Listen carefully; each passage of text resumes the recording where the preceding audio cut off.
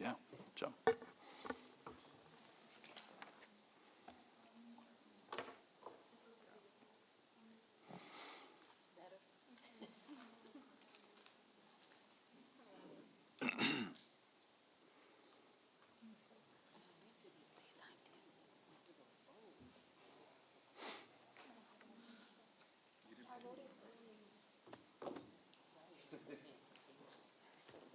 What's up, sir? How are you? I'm doing fine, but you? Good. Yeah. I thought we were going to do the award we got tonight. Yeah, it's on here. Oh, never mind. That's not the agenda I saw, because it was, yes, it is. Okay, very good.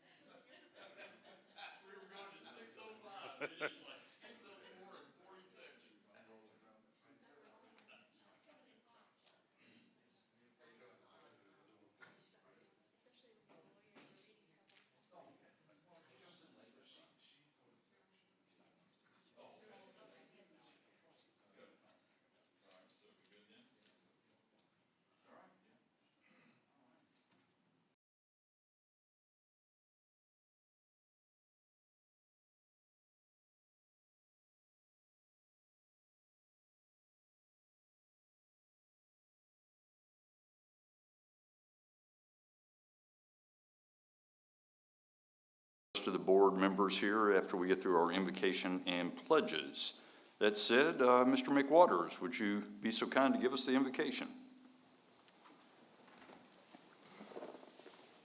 Heavenly Father, we just thank you for allowing us to come here together tonight. We ask that your hand be over this board as we discuss through the various options for the city and just help guide every member on this panel. We pray that you bless this city, bless all the occupants in it, and as always, we thank you in your name. Amen. And I'll be doing the pledges. Hopefully we can get through this. American flag first, please. I pledge allegiance to the flag of the United States of America and to the republic for which it stands, one nation, under God, indivisible, with liberty and justice for all. Now the Texas flag. Honor the Texas flag. I pledge allegiance to thee, Texas, one state, under God, one and indivisible. How about that? Scary, isn't it? All right. As I said, we'll get through the board of directors here. I'll start at my far right, Mr. Michael Buckley. Next to him is our treasurer, Ms. Michelle Wyatt. Next to her is our city council member and board of director member for EDC, Brent McWaters. To my immediate right is our city secretary, Juanita Lamont, who keeps me on task, which sometimes is a little bit difficult, but anyway. To my far left is Dr. Tanya Clark. Next to her is Jasmine Funes, and then to my immediate left is our director, Emilio Lavario. That said, we'll go through presentations and recognitions at the moment. First up is presentation of the Log Jam Fest donation check to the Cleveland Historical Society Museum. Unfortunately, we don't have a representative here to receive that, so I'm happy to report they do have the funding. So we can't do the ceremonial check presentation. Very good. So they are benefiting from that donation already. So we need to get hold of Ms. Pat? Yeah, we coordinated with her, but something comes up sometimes. So. Gotcha. All right. Oh yeah, we can. Do you have the check? Oh, there we go. Hey, okay. So we may go to the museum in person. If anyone's interested, we'll do that. Coordinate a date. Yeah. All right, that's it. We'll skip on to item B, recognition of the Cleveland Economic Development Corporation, receiving the TEDC 2025 Economic Excellence Recognition Award. Yes, thank you, Mr. Chairman. So this is a big honor for the EDC. Staff has put a lot of effort and hours into preparing an application for this award, and that was rewarded with successful receipt of this award. So not that many EDCs, not that many communities get this award. Is it like 77 or so? Yeah, about 77 communities across the state receive this award, but this means that we've demonstrated that we meet requirements such as staff and board training, commitment to planning, strategic planning documents, programmatic elements. So it just means that we're a more legitimate organization. And so, and all of y'all play a part in that, so we appreciate that. We'll need to carry the torch forward in terms of some training opportunities and things like that in the future. When those come up, please take advantage of that because that helps with our scoring. But this is something that everyone can be proud of. Outstanding. Congratulations. Yes, absolutely. Congratulations. I think it had more to do with Emilio and Heidi and Courtney than it did some of us sitting up here, but nonetheless, congratulations. That is, it's a nice feather in our cap. Yes, and this is the first award that Cleveland's ever received, the EDC. Oh, outstanding then. Yes, congratulations. All right, let's move on to public comments. And okay, very good. Public comments. Any person with EDC-related business may speak to the board. In compliance with the Texas Open Meeting Act, the EDC board may not discuss or vote on any matter raised in public comments unless it is specifically on the agenda. Speakers may address the board after being recognized by the presiding officer, which is me. No public comments. Okay, very good. Excuse me. So these gentlemen are not? No, they were. Oh, okay. Yeah, no, they were the business highlight. Very good. That said, actually, item number 5, business spotlight in the Cleveland area. Gentlemen, I believe that's you all then.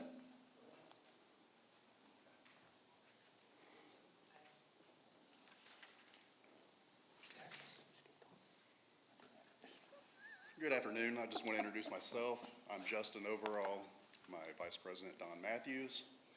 We are opening up in Cleveland, Texas. We're super excited. We have a current location in New Caney right now that does fairly well with the crawfish and seafood market that we provide.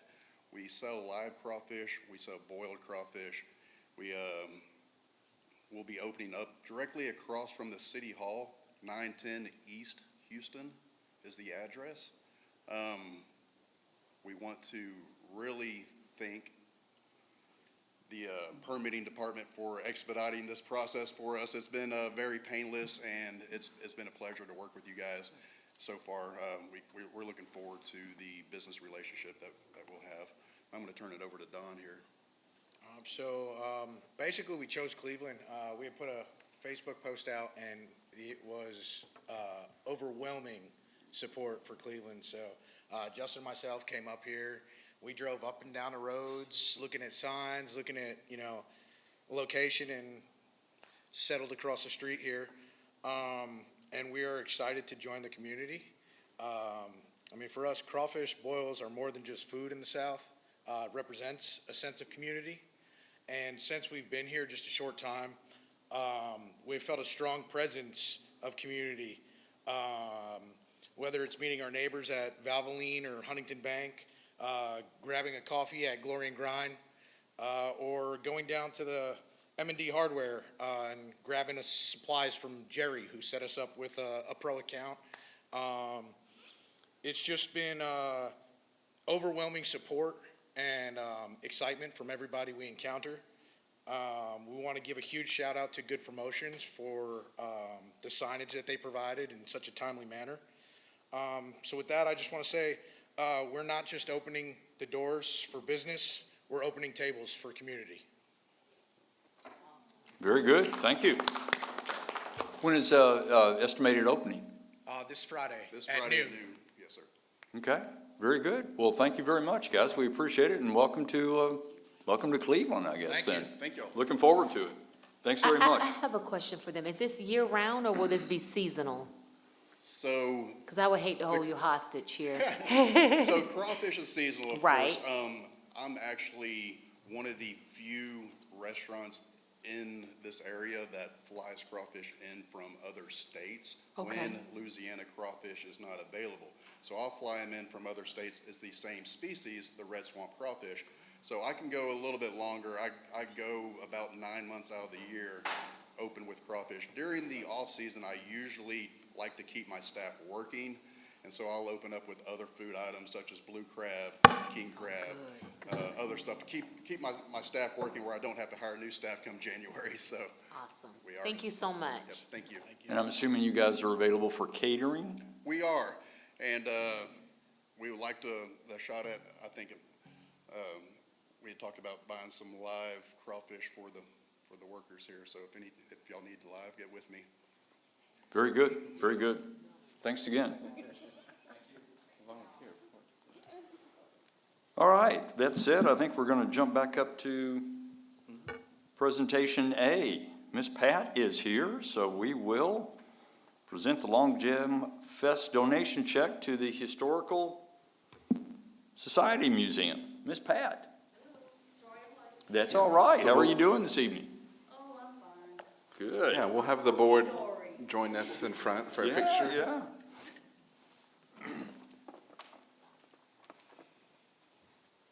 First of all, thank you for this donation.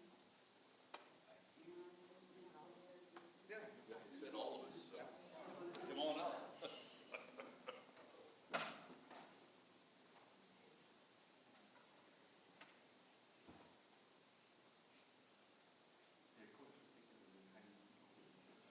Oh, yes, I won't mind you. I love you, Pat, I'm coming.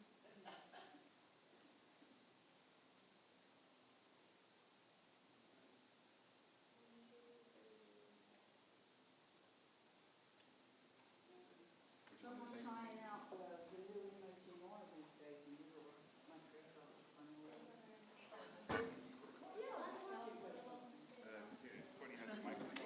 Fred, Mike, go.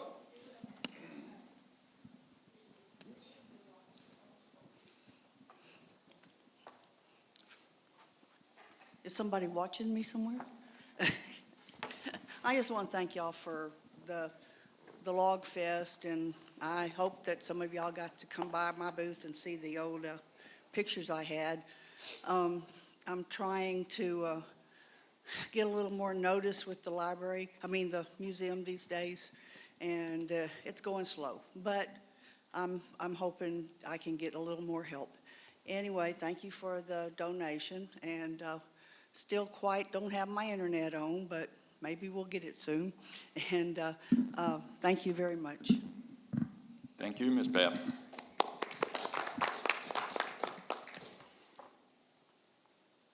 All right, item number 6 is a report from the Greater Cleveland Chamber of Commerce update. I'm assuming Victoria is out in the Ethernet somewhere?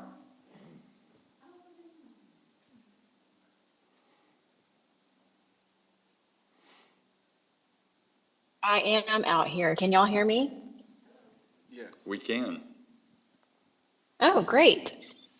Okay, well, thank y'all so much for letting me join virtually this evening. It's great to see y'all. I know y'all can't see me, but I can see y'all. So I'm going to just go through some of our upcoming events. I sent out an email earlier today, so if you got that, you probably already saw some of these. We have a ton of events in the month of March. So tomorrow at 9:30 a.m., we have a ribbon cutting at Austin Memorial Library to celebrate a new multi-purpose room that they have there. On Thursday, we have our monthly luncheon, which is going to be featuring Nascala Casino and catering from Agave. On Tuesday, March 10th, we have Cleveland Connections at Agave, and that is in partnership with the Cleveland EDC. So we will be hearing something business and economic development related. On Saturday, March 14th, we're going to have a ribbon cutting for Cleveland Youth Baseball and Softball Association, so CYBSA. It's their opening day, and they're celebrating several different things, but we're going to be doing their ribbon cutting at 9 a.m. at the Municipal Park. On Monday, March 16th in the evening, we are going to be hosting our downtown committee meeting. That is also in partnership with the City of Cleveland and Cleveland EDC.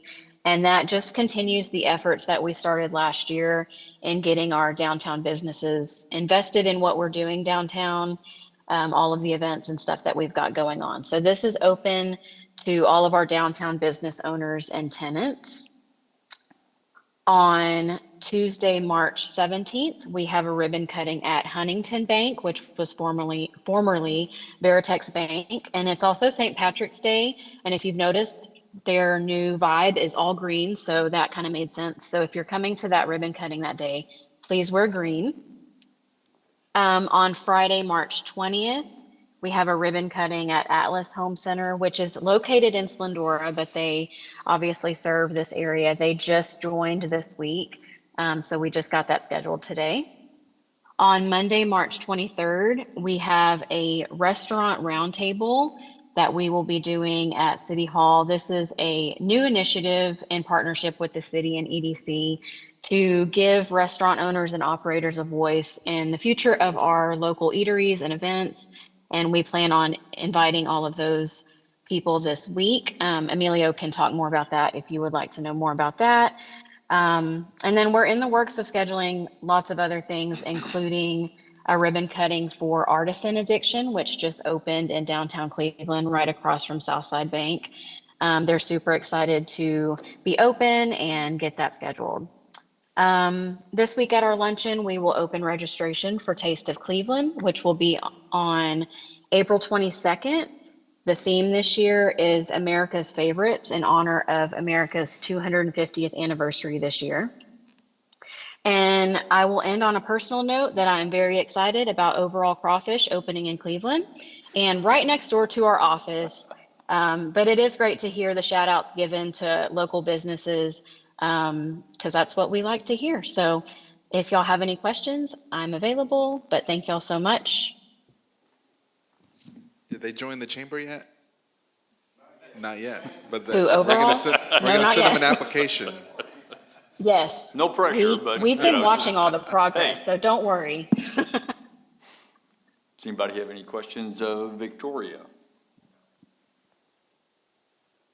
All right, Victoria, that sounds like that's it. Thank you very much for the update. Oh, she's gone already? Okay. It's a good day we didn't have any questions. All right, item number 7 is reports and comments from board members regarding attendance of boards, commissions, social functions, conventions, workshops, et cetera, et cetera. We'll start on my far left. Dr. Clark, any comments, concerns? Ms. Jasmine? I want to thank everybody for being here today.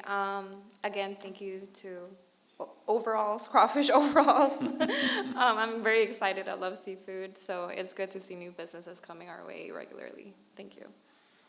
Mr. Buckley? I just want to thank our police department, fire department, public works, first responders, and the city for all they do. We appreciate it. And then welcome to Cleveland overall. Good to have y'all. Ms. White? No, no comments. Okay. I already said overall, super excited. Okay. Brent, you have anything for us this evening? Yes, oh, that's loud. No, it's funny because, before we knew you gentlemen were with overalls, Miss Wyatt she was talking you up. She says, I'm so excited. There's a place across the street called Overalls over there. So welcome to town. We really look forward to having you here. And I just wanted to say, echo what Mr. Buckley said. Of course, we got a great staff here, great police department, fire department, first responders, all support. All thanks go to them. And I also want to say congratulations to Emilio and Heidi. Getting that recognition is no small feat. There's over 700 EDCs in the state of Texas. So you were 1 in 100 to get that recognition. So thank y'all very much. It shows the work that y'all put in. I'm very excited about the trajectory of this board and specifically the work y'all are putting in to get to push the ball forward. So thank you. Appreciate it. Outstanding. I will echo those sentiments, and we will move on to the director's report. Emilio? Thank you, Mr. Chairman. We've discussed it. We are updating this EDC's website. It's time. Want to maintain a competitive edge, let people know all the good things that we're doing as well as kind of all the benefits and kind of the strategic location, all of that stuff that site selectors, industries, businesses need to know when they're evaluating Cleveland for a business decision, expansion, new projects. So with that, we've engaged a consultant to help with that, the rebranding consultant. They do this kind of work as well, so it kind of was a natural kind of transition into this next phase of our brand. So that's going to be about a 4 to 5 month process. We've already started with comparing, different organizations, their websites, what we like, what we didn't like, how we want ours to look. We're currently, right now, we're in the phase of looking at our sitemap, and so once we kind of nail that down, we'll move into preliminary design. But there's a few month runway on this, but I think it'll yield a fantastic looking website. So more to come on that. Like Victoria mentioned, we have been working closely with the Chamber on a few initiatives. We're going to continue our downtown committee. That's a quarterly effort that we've been doing once a quarter. So kind of initiated with, the first one was what could this be? And then we started looking at events. The next one was kind of more like, okay, we said we wanted more events, so we talked about Logjam Fest and the impacts of that. This next one will focus on the EDC's involvement in the First Street Initiative with the Texas Historical Commission, and which is like a mainstream light program I've discussed, but we need to do kind of like an asset inventory of our downtown and really look at that so it can inform some of the other aspects of that First Street Initiative program. So we'll engage our downtown stakeholders in that meeting, identifying some various community assets. And then our restaurant roundtable is something new. During our some of our planning processes, we did focus groups and roundtables. That yielded a lot of good conversation and results, and so we wanted to do that for more like industry-specific kind of sectors. So looking at our restaurateurs, that sector of our local economy, wanted to talk with them about what's working, what's not working, what are their challenges. Is there anything that the EDC city chamber can do?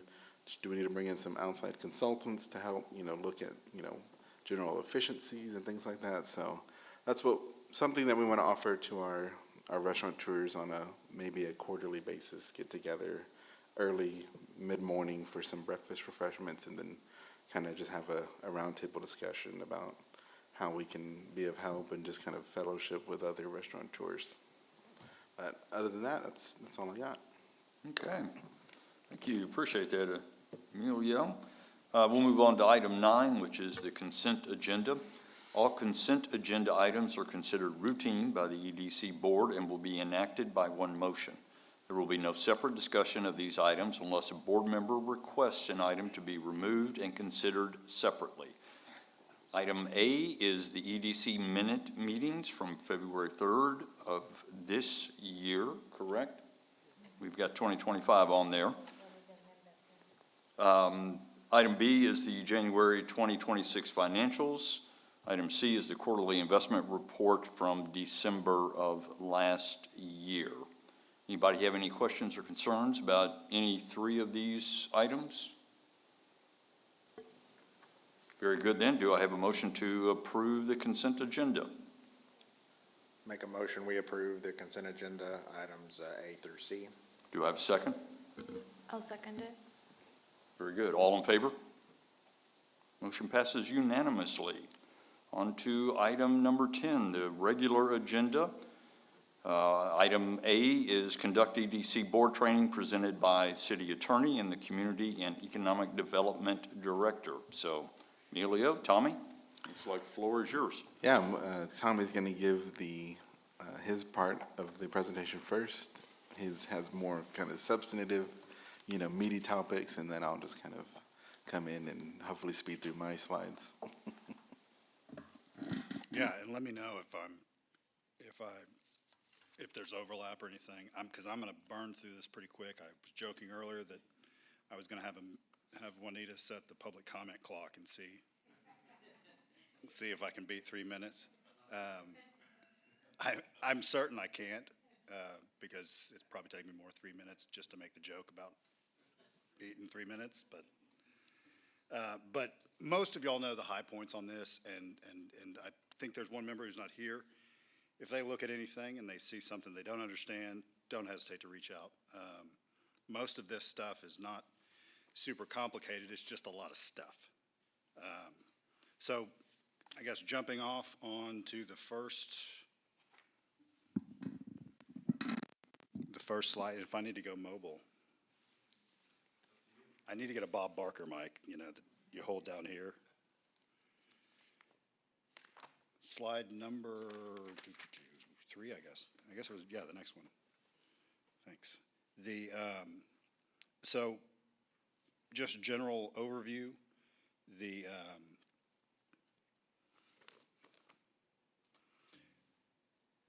local government chapters that govern economic development corporations are 501 through 505, the meat of type B EDCs. That's what y'all are. Is in 505, but everything in 501, 502 also applies. The big thing with this slide is the legislative update, and I'm thrilled to say there were no changes to 501 through 505 in the local government code. That is absolutely the best news that you could get. Unfortunately, there was a change in the Open Meetings Act, and all things considered, it's not a huge deal. It's 72 hours, agenda posting, old requirement. New requirement, 3 business days. The problem in my mind is I'm not sure it was thought about how all the words play with each other when they wrote it, because it's 3 business days before the scheduled date of the meeting. Every governmental entity that holds their meetings at night, in prior practice, counted the day of the meeting because City Hall is open for a full business day before that date. Well, they changed the scheduled date. It used to say the time of the meeting. Now it says scheduled date. So effectively, it's 4 business days if you count the day of the meeting. And so the requirement is, essentially, if you're going to have a Monday meeting, you post it the Tuesday before. This all came about, my understanding, just for some background, is there was a school board that was complaining they weren't getting their packets timely. And they started lobbying their local representative, introduced this bill. Bill passed relatively quickly. I could be wrong. My understanding is they're still not getting their packets timely because this just changes the agenda posting. It doesn't change anything about when you send out packets. This is sort of anyway. Truthfully, I don't think this is all that big of a deal. It just means any issues that come up in the interim, that interim is just a much, much larger window now. And so it's a little bit more burdensome if you get a last minute issue you want to get on an agenda. So, but anyway, that's really the only significant change. There was a few other things that are, I don't think would apply. So the next couple of slides, just general information on the Board of Directors. 7 members, as you all know. 3 can't be employees of the city. They're appointed by City Council for 2-year terms. Probably the most important part of this, just to always keep in mind, is on the next slide, which is the quorum, voting, and meeting location requirements. Quorum is 4, voting is a majority of those present, location within the city limits. All this sounds like, yeah, we get it. This is so obvious. I actually have more questions on voting and action, like the majority of those present, because there's a lot of corporations that operate under majority present and voting. And so abstentions don't count against quorum, whereas here they would. But effectively, that's, those are kind of the basics. Everything flows from that in terms of, quorum dictates open meetings, action, all of that stuff. So, and when I say dictates open meetings, what I mean is if a quorum is not present, open meetings doesn't apply, because open meetings applies to a discussion amongst a quorum. I'm not saying that in any way like, well, if we don't have a quorum here, then no. That's just if we have less than a quorum, can we still go forward with the meeting? No. My general feeling is no. And the reason for that is if you have, let's say you have a presentation and everyone's receiving that information. Because open meetings applies to dissemination of information. That's everything. That's listening and talking. So if you have that presentation, the members that aren't there, when you go talk to them, you're talking to them outside of a meeting. Well, now you run into a walking quorum issue. And truthfully, that's not how walking quorum was meant to operate. But all things being equal, it's that walking quorum is the one area of open meetings I think everyone is most paranoid about, rightly so. Those walking quorum challenges can sometimes they get political, but other times it's to a degree what the DA is going to interpret that statute to mean. The statute's been tightened up recently, so you have to show intent on all the elements now. But I've never seen a situation where a DA is prosecuted for that specific type of instance. Everyone received a presentation, then someone said, oh, what happened in the meeting? Oh, yeah, well, we got a presentation, they said blah, blah, blah, blah. They generally don't go after that. I just don't want to be involved in the first case where they do, because technically, under the statute, it's probably an issue. So I think it's best to err on the side of caution. Jumping into expenditures on the next slide, yes. So general requirement, any expenditures need to be in furtherance of a project. Now, and then everyone, every time I talk about EDCs to EDCs, I always think in the middle of the presentation, oh yeah, I should have worded this way on the slide because it's easier to to get the concept of what expenditures are required and what is a project creation, what is administrative expenditures, how does that fit into that? Well, the best way to think about all this, all expenditures have to be in furtherance of a project. Administrative expenditures are in furtherance of all projects. And so it's more of, you have all project expenditures, administrative, and then you have specific project expenditures. That's probably the easiest way, because there is admittedly a lot of confusion out there on how do marketing expenditures play into the budget requirements, project requirements. Administrative expenditures is the same thing. They're all project related. It's just whether they're all project related or specific project related. But everyone knows what administrative expenditures are. They're personnel, buildings, things like that, equipment, AV systems, for example. Projects, 2 types, and this is the greatest work that I did, and I'm sure some of you remember Mary Ann. I love Mary Ann. Mary Ann had whittled down all of the project type slides into a just condensed 5 slides. And I looked at that and I said, I think we can get this into 3. And then this year I was like, I think we can get it into 2. And here, and there will be EDC presentations that you see where the entire presentation is project approved, permitted projects. What is, for instance, what we'll probably see on the next slide. In fact, let's go ahead and jump to the next slide. Thanks. So 501 projects, you will see volumes on primary job issues. And I don't like doing, I could talk about primary jobs for a long time. I don't find it particularly helpful because as a type B EDC, your authority is much more broad in terms of the types of projects that you can do. If you're a type A EDC, you got to know primary jobs backwards and forwards because that's kind of it. I mean, there's infrastructure that you can do also, but primary jobs is a big deal. Primary jobs is always a big deal. It's going to be a component on any, if I hear about a project that involves primary jobs, I get more excited than most other projects because that's sort of usually means primary jobs being defined as, essentially larger corporations, larger businesses. They sell products everywhere. They're typically in industrial and manufacturing, or it may involve, national headquarter relocation, so there'll be professional jobs. But they're usually very big projects, and they're great things when they come up. A type B EDC's authority is so much more broad that I don't know if I'd put a percentage on it, but it's relative. I wouldn't say it's rare, but it's uncommon. And I'd say I probably do for every EDC 1 primary jobs project a year for a type B EDC, whereas I'll do a 505 158 project 15 times. And that's because, now, there are many 505 158 projects, and what I mean by when I throw that number out there, that's the junk drawer, that's the any project you find promotes new or expanded business development.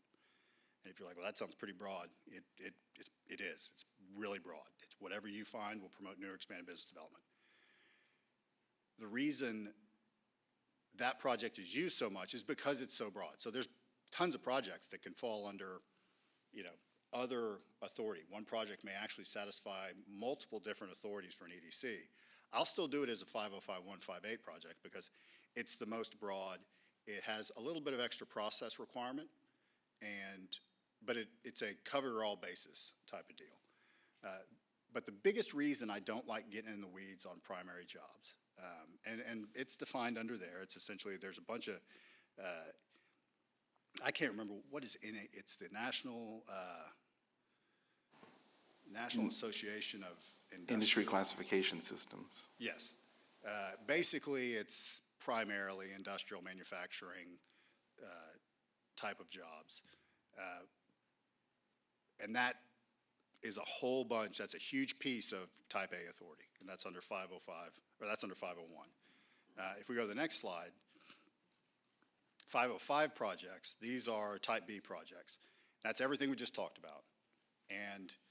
But it's also, I think probably best summarized, it's everything we just talked about, plus anything that you think is going to promote new or expanded business development, and quality of life projects. And the quality of life projects is huge.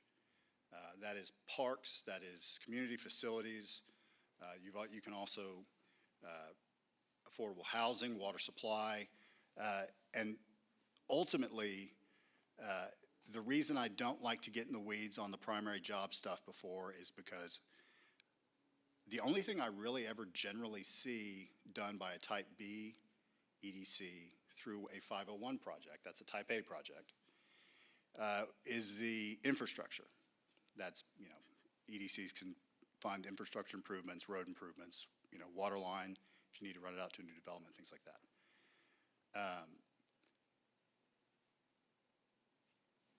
But the reason it's not worth, in my opinion, getting in the weeds on that, and I will, is because to me, it narrows the conversation. Your authority as a type B EDC is so broad. There are so many things you can do. I think it's a bad idea if everyone's thinking it was this primary job, is this on the does this fit within this project? Does this fit within that box? Ultimately, all of those issues are going to be vetted. They're going to be vetted 2 or 3 times between me, staff, the board. And I don't want, having that open line of communication between someone that's got an idea to expand business development in the community and communicating that to the board, and the board entertaining it. Maybe the board says, I don't know if this is for us, but the city may want to do this. Just always keeping that that to me is the most valuable part, because the way, in my opinion, that, and I probably should put a slide on this, because I really do think it's the most important part of EDC, I guess, training. EDCs that work best in absolutely every instance I can think of, they work, they are intertwined with city. I know I work with a couple of EDCs. They are, they're of course subject to the same laws, and they say we work very closely with the city. They don't work very closely with the city. They view themselves as 2 separate entities, and there's little communication. When there's a lot of communication, there's a project that may come in that says, you know what, the EDC can't fund this. But it still may be something the city is interested in. That gets passed on to the city, so it says, yeah, this is actually absolutely something we're interested in. I don't know if we have the budget for it. And the good news is, plenty of things the city has in its budget that EDCs are authorized to fund. And it may be that, you know what, if y'all are really that passionate about it, we'd be happy to maybe fund some of the park improvements or road improvements. Would that help, give you more flexibility under your budget? That is not getting cute with the budget. That is the way it should work. That's the flexibility the legislature has given you.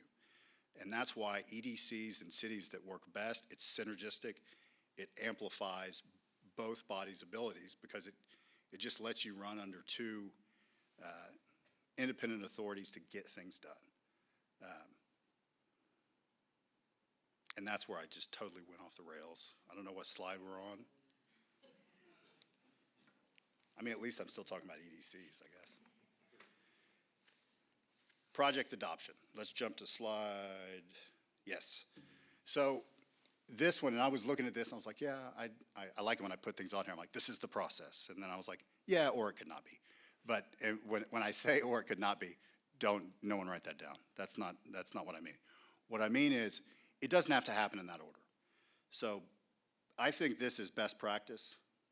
Publish notice of the project, because I generally like it when the public has the opportunity to weigh in before you kick it off. Because if you know there's going to be a bunch of pushback on a project, that may affect how you want to create that project, or like what you may want to put some restrictions. Once you've created it, and then you have to go back and amend the project and all that, it gets unnecessarily messy. So I like this as a general format. Technically, when it says notice, describe the project, approximate cost, date, and time of hearing. The legal requirement is describe the project and the cost, because that starts the 60-day clock from someone that may not agree with spending the money that way. They have the opportunity to collect 10% of the signatures from, I believe, the voters at the last election, 10% of the number of total voters at the last election. And if they present those signatures within 60 days to City Council, then you have to go to the ballot to do that project. The public hearing is not required to be on that notice. It's required to happen. It's actually only required to happen before you spend money on the project. But in my opinion, if you're about to spend a bunch of money on a project and that's the first time you hear about pushback, that seems out of order. And so I think it's better when you have that public hearing up front when you're creating the project. It just makes things easier. So some of these things can be, in fact, I have one, I've done a public hearing more than a year after a project was created, because they weren't going to spend any money on it in that year, and it was for the next fiscal year. In the beginning of the next fiscal year, they actually held the public hearing. Didn't cause an issue. It's completely fine with the law, but it's one of those deals where I just think it's better. Now, this is sort of a la carte project creation process, where we've got a very specific project that's been brought to us, and we're going to look at our budget, and we're going to figure out what the parameters of that project is going to be, whether the new development, new businesses coming in. the reason, and this is part of, the way that the city of Cleveland does it is exactly the way I recommend doing it in every EDC I work with. Because the discussion about what projects you want to fund is identical to the discussion of what places you want to put the money in your budget. They're exactly the same discussion. So every year, if you're budgeting for a project, well, let's go ahead and create that project. And the reason that's a big deal, and to do it up front like this, is because that 60-day thing, there are developments that come in that need to move real quick. And if they can't get it done in 60 days, that may be prohibitive for them. And sometimes you just can't avoid it because it comes in mid-year. But if that comes in, you're going to want to budget that for the next year. You create that project when you approve the budget. You start your 60-day clock running, and when that development is ready to go, you're ready to roll with it. You don't have any. You get those timelines done early, and that lets you have flexibility to move fast with developers, which they're always going to want to move faster than generally cities and EDCs are allowed to. This is the way to help that. And it's exactly what's already in place here, which is great. I hope they're not watching. I have one EDC that does not do this, and it is an issue on literally every dollar that gets spent. And so I not only think it's a best practice, I think if you just want to function in economic development, you have to be able to do that. It's not going to happen for everything, but for a lot of things, that project creation up front is just vital. It lets the EDC be an EDC.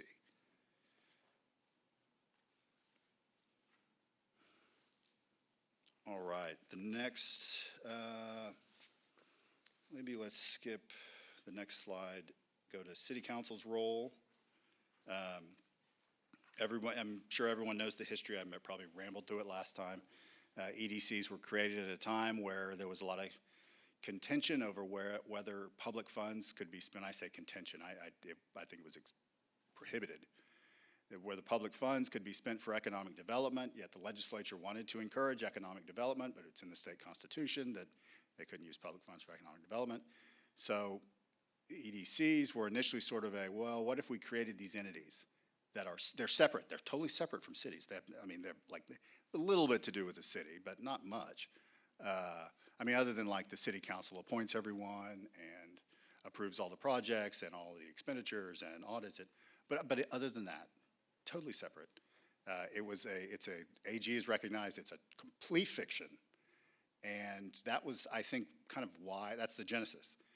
Well, they eventually amended the Constitution explicitly providing for use of public funds for economic development, which is great. It's actually probably one of the best uses of public funds, in my opinion. And so a lot of what is there now is sort of kind of, rather than just gutting and rewriting everything, they changed the law, they changed the Constitution, now we can all do it, and it's great. We're just going to fit it in with the framework we have now. So if some things seem clunky, like why is there a 4A and a 4B? Well, 4A is because that was the first one they did, and that they were only thinking about primary jobs, bringing in big industry. And then a lot of cities were like, hey, it'd be great if we could do this, and our city may not be able to attract big industry, but we could attract this if we're allowed to do that. And they said, well, yeah, it's a great idea. So they created Type Bs 2 years later. And everyone that had a Type A goes, no, we want a Type B. We want a Type B. So then 2 years after that, they said, well, you can convert your Type A if you, so it's all a little bit of hodgepodge how it's developed over the years. But the thing that's consistent with it all is that City Council's authority over an EDC is it's absolute. Now, the EDC creates projects. City Council cannot create a project. It cannot initiate a project expenditure through an EDC. It could remove all the EDC board members and only appoint people that will initiate a project expenditure through an EDC, but they can't themselves initiate. It's a lot of this is 6 1/2 dozen the other. And I've seen cities where that happens, where those fights happen, and they're totally pointless. And ultimately, because I'll tell you, and this is, again, I'm trying not to go off the rails, but I'm about to. EDCs, the role of different city boards is always, I mean, folks will put, maybe someone that maybe has a good beat on planning and zoning issues. They'll be on the P&Z committee. And I find that cities generally put a lot of the folks that they trust the most on the EDC. And it's because the EDCs, it's not just related to the expenditure approvals and all and project creation. It's because its role in economic development can so amplify what a city can do. And that if that board doesn't operate effectively, it can have the exact opposite effect. And so, the funny thing I find about, like, I've had one member of another EDC when I said, EDC members are not government officials. They're like, well, I mean, that's, we're not technically government officials, but I was like, no, it's not a bad thing. It's not a bad thing. It's a remnant from when they set it up initially. To be honest with you, you don't want to be government officials. There's a bunch of extra rules that apply. But this is, I see the city council's role and the EDC's role as being, whereas a lot of boards are purely advisory, there are things that can't happen unless the EDC approves it. And so there is separated, similar, same thing with planning and zoning. Things are required to go there and get their approval before they hit city council. And it's the same process here. That's my weak attempt to bring it back on the rails. All right. Other applicable laws and training. Oh, here it is. You're not public officials, but TOMA applies, Open Meetings Act, Public Information Act applies, and then there's some immunity in Chapter 505. This is, I have a friend in my office, much wiser than I. He said, city council can spend money on almost anything they want that they think serves a public purpose. And EDCs can't do that. So they don't have all the requirements that city council has. They only got some of the requirements. They got open meetings, you got Public Information Act, but they're not traditionally subject to procurement. They're not traditionally subject to a whole bunch of other things that apply to cities. So as he says, you get a little bit of the magic, but you get some of the requirements with it. And open meetings and public information are the kind of the two big requirements with that and the project creation process. I have probably rambled on enough about open meetings. Biggest thing is the 3 business day change. Practically speaking, if I could say one thing and it would solve all open meetings issues, it would be watch your emails and watch how you text. That is, it used to be, it was, the idea of a walking quorum outside of a meeting was, well, yeah, I bumped into someone, I said so, I wasn't thinking about that. That's, how was I supposed to know? Nowadays, I never hear about those issues. What I hear about is, I have a printed email chain that includes a quorum on its face is a problem. That's the thing you need to worry about. And half of those times, those are actually more innocuous. No one's trying to violate open meetings. They just accidentally hit reply all. And someone responded saying, oh, it's a good idea. You know what I think we should also do? And then conversation starts, and before you know it, there's a walk in a quorum across my inbox, and it's a huge mess. Never happened here, though, I promise. I'm literally promise. I'm being serious about that. All right. I don't know if anyone's familiar with Art Pertile. He was with our office for a long time. This was his summary of open meetings, the bottom of that slide. Just keep it in the room, on the agenda, and scope of responsibility. And that's it. And I think that's a good way to do it. I usually tell folks, just tell them what you're going to talk about, when you're going to talk about it. When you get together, only talk about those things. But I think his is a whole lot less confusing. The next slide is executive session. And I don't know if we need to go too far into that. Basically, there's everyone, one of the biggest questions I get in meetings is like, is this motion require, do we need to make a motion to amend the motion? Or, usually it's a Robert's Rules kind of question. And I actually will answer sometimes like, yeah, probably. Sometimes I'll say, no, that's the same question, just because it truly is. It's whatever rules you adopt, what your practice is. There's very few procedural requirements in open meetings. 2 exceptions. Going into executive session, you have to announce the date, time that you're closing the meeting, going into executive session, and you have to announce the exception you're going into executive session under. You don't have to announce the code section. You can just say personnel matters, economic development negotiations. And then when you're in executive session, you have to maintain a certified agenda or a recording. And if you want to do a recording, then talk to me first, and I'm going to convince you to do a certified agenda. Recording is a terrible idea. Basically, the exceptions for executive session are consultation with attorney, real estate negotiations, economic development negotiations, security matters, and personnel matters. The primary ones you're going to see are the top 3. Well, the personnel matters, it could be, it just depends on how many, in fact, I think you all have shared employees, so that may be. But the biggest thing on these exceptions, everyone knows what consultation with attorney is. Economic development negotiations, real estate negotiations, those are the same thing. Those are, and by that I mean, there are things involving, just because it involves real estate doesn't mean it's necessarily permissible. Just because it involves economic development doesn't mean it's necessarily permissible. Is it going to compromise the city or the EDC's position in those negotiations? If that is public, then it's permissible. That's the kind of the hard, fast rule. All right, before I get too in the weeds on open meetings, let's jump. Public Information Act.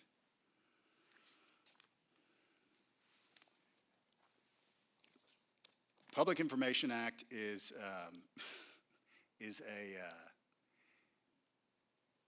I was asked one day, they're like, so what is public information? And I said, it's information that's public. And it's a term that you use the term to define itself, and that's literally what it is. It's anything that is a government record is defaults to public information. There may be an exception that applies.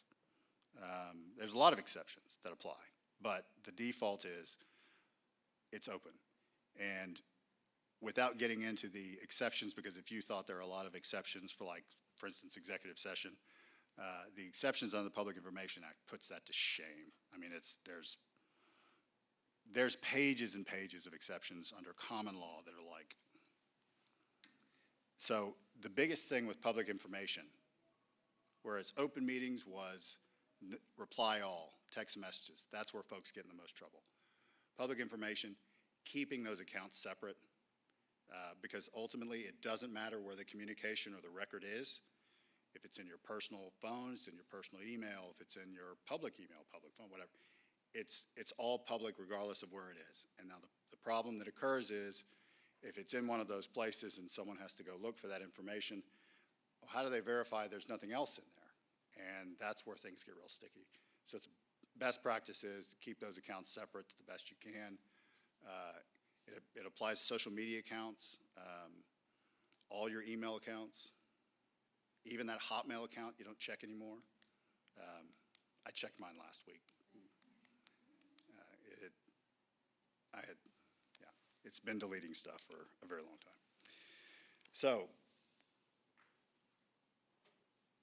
next page, consequences for violating PIA and TOMA. These are kind of just the general, basically if you violate general rules on PIA, there's a lot of compliance type relief that the AG will get into, training.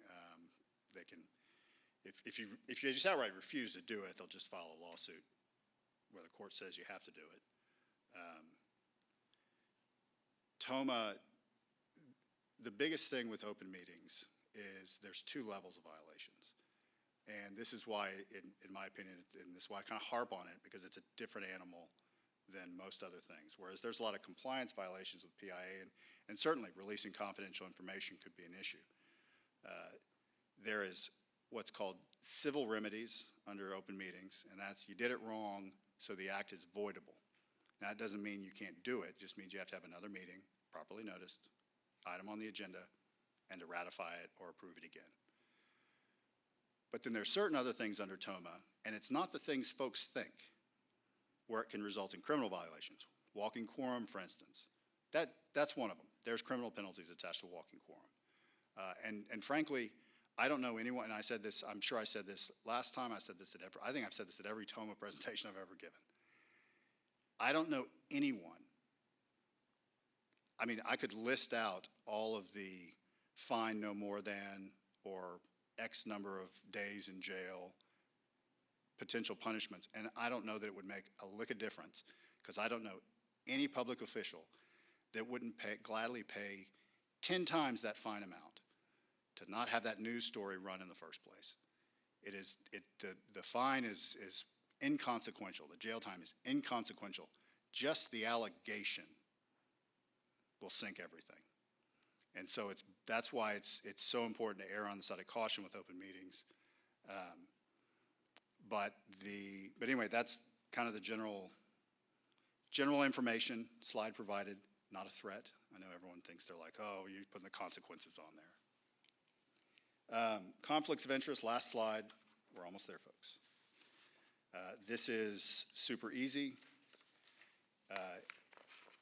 Y'all's bylaws adopt Chapter 171. That's the general conflict of interest rules that apply to government officials.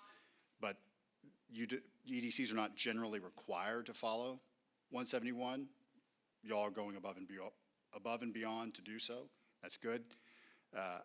I like it because following 171 is really, really easy, and it's really, really defined.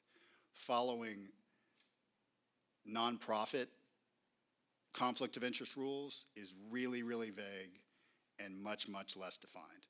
And if you always follow 171, you're going to be fine on any issue that comes up under nonprofit. So the main issue with 171 is 10% ownership in a business, or 10% gross income for a year, or $15,000, any kind of monetary interest, or $2,500 or more interest in a property for you or anyone first degree of consanguinity. So anyone that you've lived with at any point in your life, brother, mother, father, son, daughter, anyone that's first degree consanguinity. If you've lived with them at any point in your life, they're probably in the first degree consanguinity. If they've got that same interest, then there could be a conflict. I will say that I get a lot of calls on conflicts. I have the unfortunate privilege of somehow becoming the conflict guy in my office. And so I get brought into a lot of this stuff. The vast majority of issues that get brought up about conflicts, they're actually not conflicts. The law is very specific on what is and is not a conflict, but everyone errs very heavily on the side of caution. I know everyone here does, and that makes things really easy, because all you got to do is fill out a form and abstain, and you're good to go. And that's conflicts. I mean, it is so super easy, and usually if you think there may be an issue, I'll tell you, just based on percentages, in my experience, it's at least a coin flip. There isn't really an issue, but if you're concerned about it, knowing and getting all that done ahead of time is so easy to deal with, rather than kind of like the nudge in the middle of a meeting, like, am I allowed to vote on this, right before you say yay or nay? That's a little bit more, the analysis is rushed in that circumstance. But anyway, I don't know if I rambled long enough. That's the last slide, I think. I hope. All right, thank you, Tommy. I should stop reorganizing these every year, and I should just get like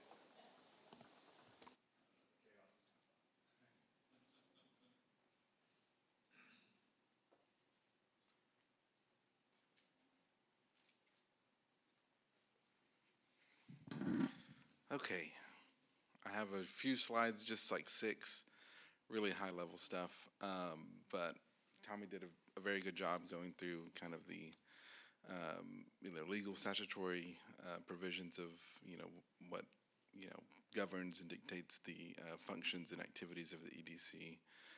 We wanted to provide kind of a different perspective, but just generally for people watching or with us here, this is kind of the makeup of the EDC. We have our board that's appointed, of course. We have the various staff of the EDC, so myself, Heidi, Courtney, also other city staff. So we have Juanita, our board secretary, Pam, who helps with a lot of the financial components, Lee kind of helps with some strategic and leadership management stuff. And didn't mean to omit Tommy, but of course our council, Olson & Olson, and Tommy Ramsey. But next slide.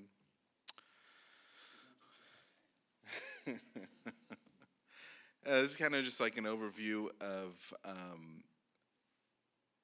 how we function. Of course, kind of like a governance kind of flow chart.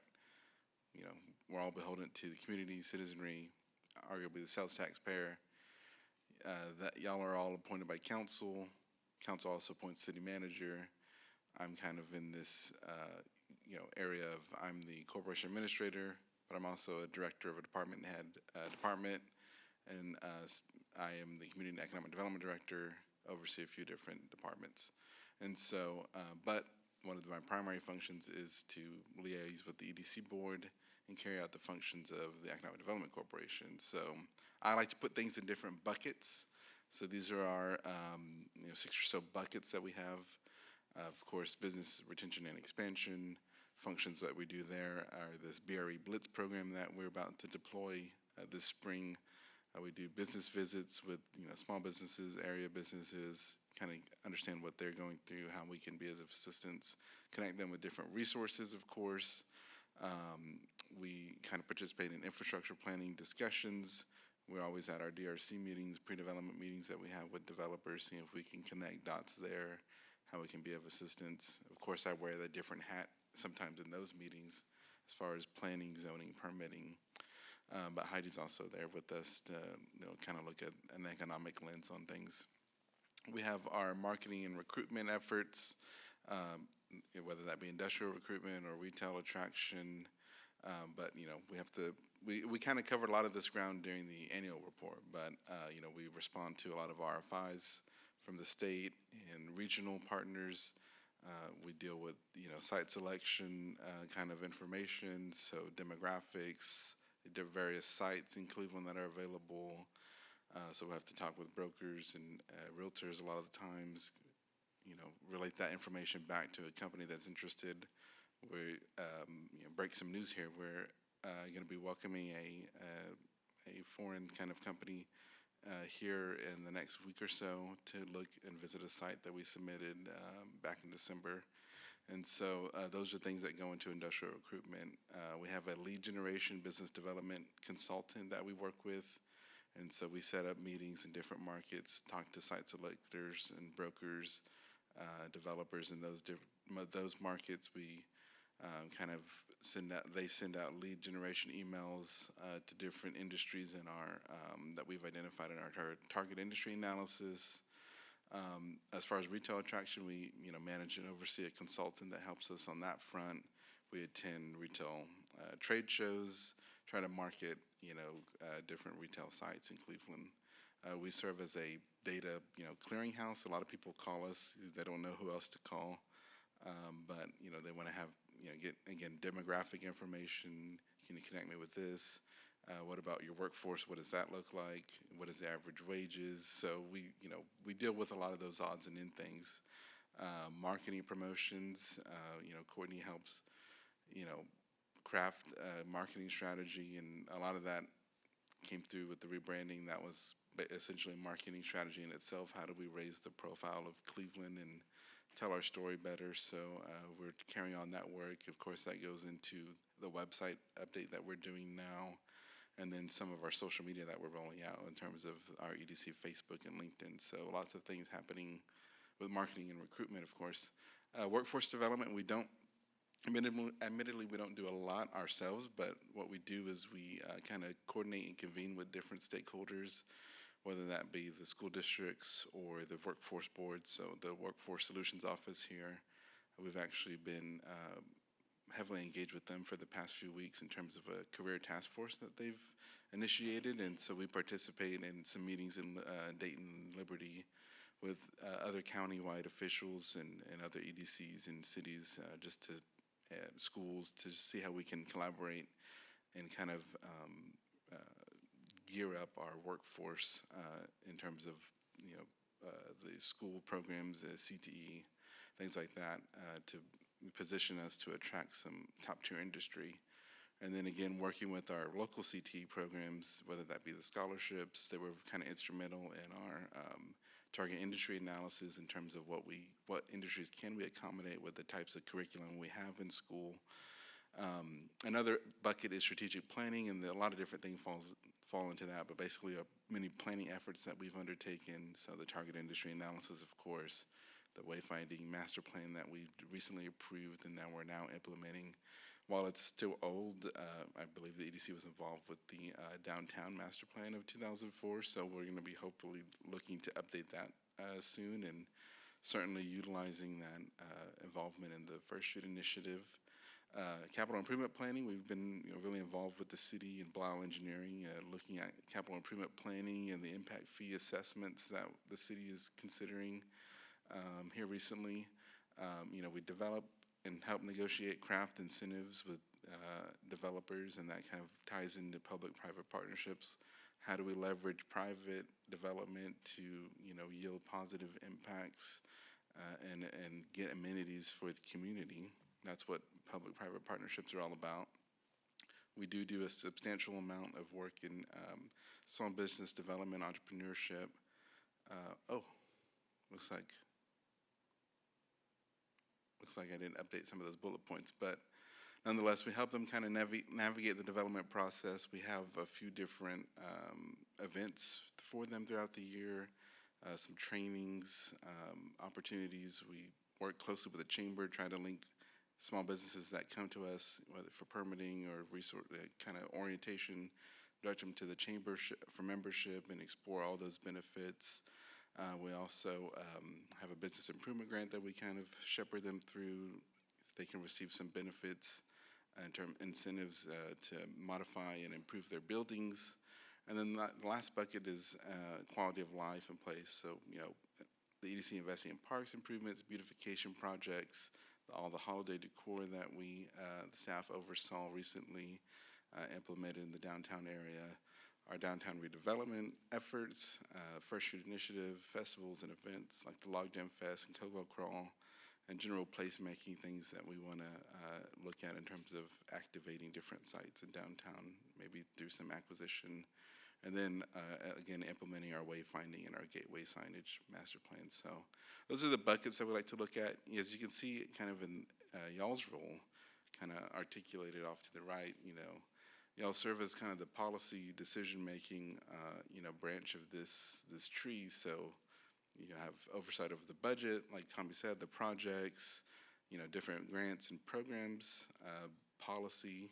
Y'all craft it, y'all, deliberate over it, and of course, y'all preside over the meetings and those procedures. So, we are a very delicate kind of ecosystem, but, it's, I think we all work well together, and, this is a very elaborate framework, but I think it's really benefited us. So, if you can go to the next line.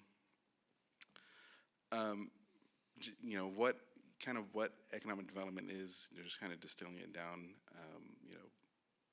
We attract primary employers to create primary jobs, and hopefully in that diversifies our local economy by creating economic multipliers.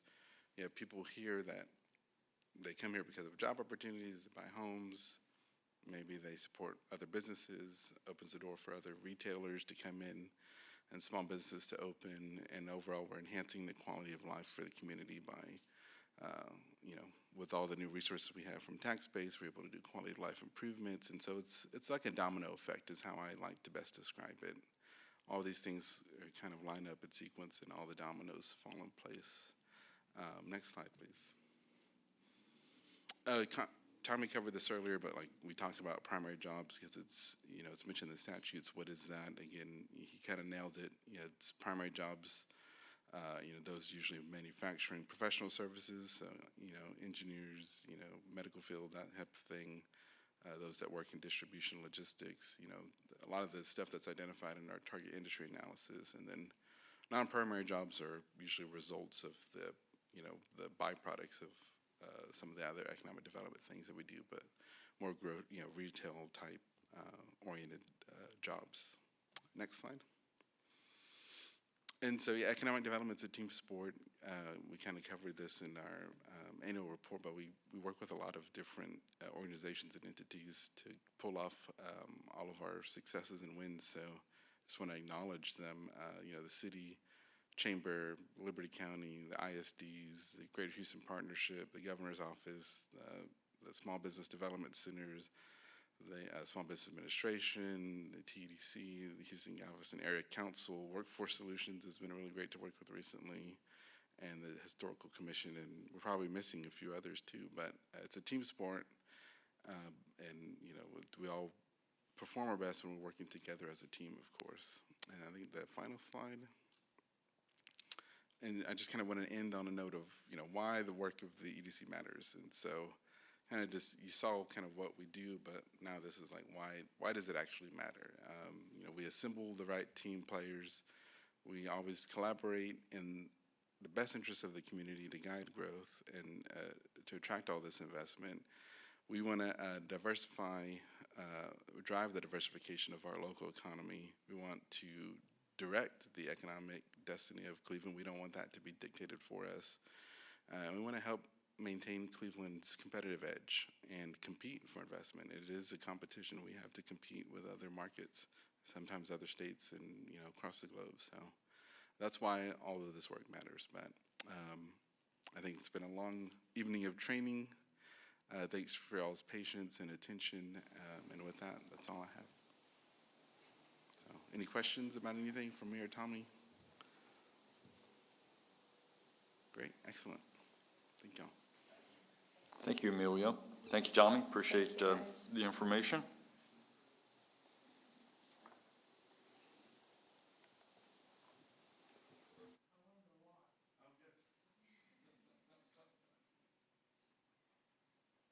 Do we have anything in?